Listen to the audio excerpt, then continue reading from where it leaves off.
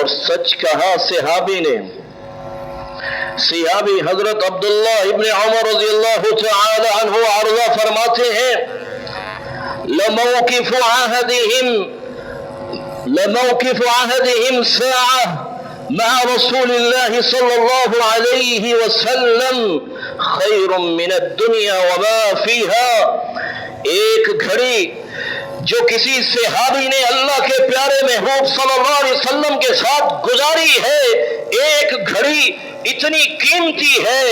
ساری دنیا کو بیچ دیا جائے اس کی قیمت ادا نہیں ہو سکتی۔ سیدنا حضرت عبداللہ ابن عمر رضی اللہ تعالی عنہ فرماتے ہیں وَلَوْ عُمِّرَ أَحَدُكُمْ عُمَرَ نُوح، کسی کو عمر نوح عطا کی جائے، 950 سال عبادت اور ریاضت کے اندر لگا دے، جو اجر و ثواب اس کو ملے گا